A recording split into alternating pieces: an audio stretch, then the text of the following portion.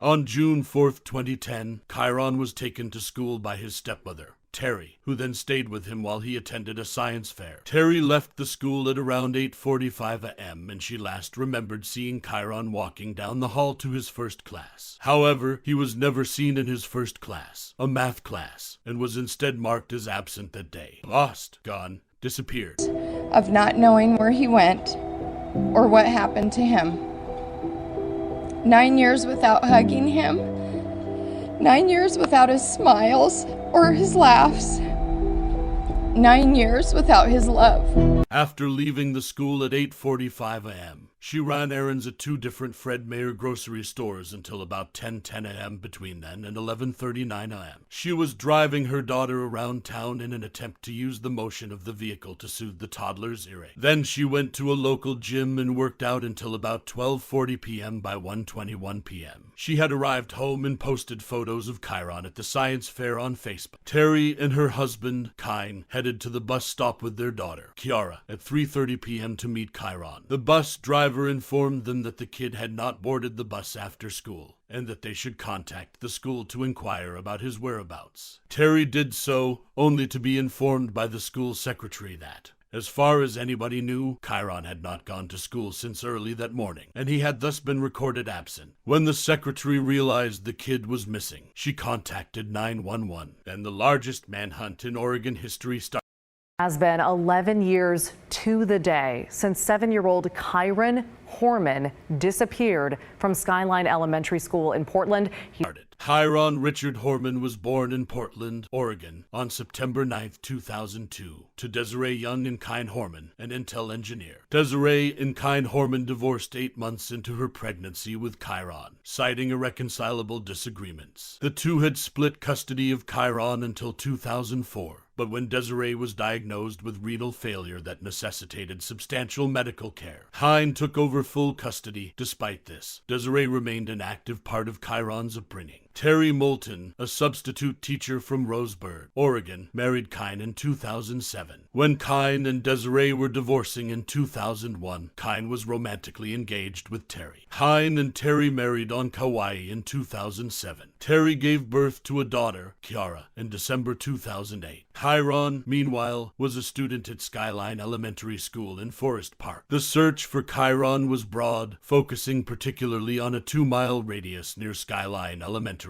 and on Sauvie Island, which is roughly 6 miles distant. The reason for the searches of the area, which included a search of the Sauvie Island Bridge, was not disclosed by law enforcement. Kyron Horman, ironically, had a deep interest in forensic science. On the day he vanished, he was wearing a CSI T-shirt with the show's emblem. Desiree Young and her husband Tony poured into a church across the street with Kyron's father Kaine Horman and stepmother Terri Moulton Horman on the 10th day. Failed polygraph test and a hired hitman. Despite failing 2 polygraph tests, there was initially little interest in Terri Moulton as a suspect in Kyron Horman's abduction. According to others, there was a possibility of deceit during her initial polygraph, and there were gaps in the timeline she provided for the day Horman vanished. However, until approximately a month into the inquiry, none of these details amounted to much more than suspicion. Horman's case was classified as a missing persons case for 10 days. However, authorities then declared the case to be a criminal inquiry. In July 2010, a local gardener Terri had previously employed appeared at the police station and informed officers that Terri had offered him money to assassinate her husband roughly 6 months before his disappearance. Kaine fled the residence on June 26th with the couple's 19-month-old daughter after detectives shared the landscaper's story with him. He engaged a family law attorney right away and filed divorce proceedings as well as a restraining order against Moulton, just a close friend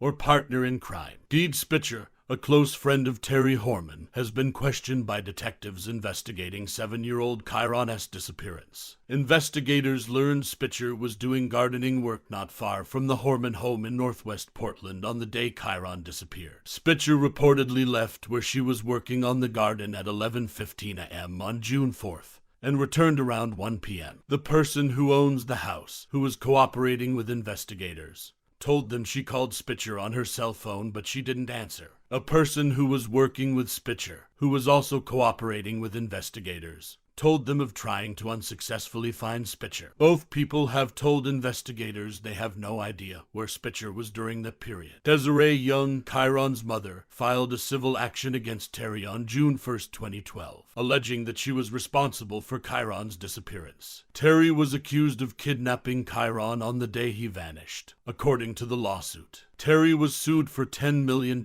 in damages by Young. Terri's plea to postpone the case was refused by a federal court judge on August 15, 2012. Spitcher declined to answer any of the 142 questions asked to her during a deposition in Young's lawsuit in early October 2012. Among them were multiple inquiries about Spitcher's location on June 4, 2010, and her interaction with Terri on that date. She also refused to identify a photo of Kyron, say whether she had met him before, or if she knew his father, Kaine Horman said in a separate hearing the same year that police informed him they had more probable reason to believe Terri Horman was involved in Kyron's abduction than they did 2 years ago. Young abandoned the lawsuit against Terri on July 30, 2013. In order not to interfere with the continuing police investigation, Kaine and Terri divorced in 2013, and Kaine was given full custody of Kiara. Terri went to court in June 2014, requesting that her name be changed from Terri Lynn Moulton Horman to Claire Stella Sullivan. She stated that her name had been tainted as a result of the investigation, and she couldn't find work. She wanted to start again with a new name, but the judge denied her request. She ultimately got work as a mental health support expert, but she quit after just 2 months because she was being abused and stalked. She tried to get a restraining order against the woman she said was chasing her,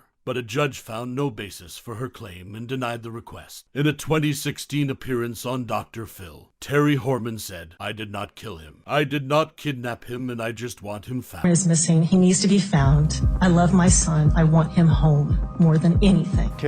Various searches for Kyron have taken place in the decade after he went missing, but no trace of the tiny kid has ever been located. While Desiree and Kaine chose to remain hopeful, they have accepted the truth that Kyron is most likely dead. In his instance, no charges were ever made. Desiree, on the other hand, believes Terri was complicit in Kyron's disappearance. Desiree said in a 2020 investigation Discovery documentary that investigators revealed damaging emails authored by Terri. "You see how she puts in writing how she hates Kyron and wishes he would just die," Desiree stated in the documentary. There is a Facebook post on a page named Missing Kyron Horman that says $50,000 reward for any information that leads to bringing Kyron home. It's been almost 12 years since Kyron's disappearance. He must have a mature face now, and he might not be wearing glasses now if he is still alive. What do you think is behind the disappearance of Kyron, and what could be the motive behind it? Share your thoughts with us in the comment box, and make sure you have liked this video and subscribe to the channel.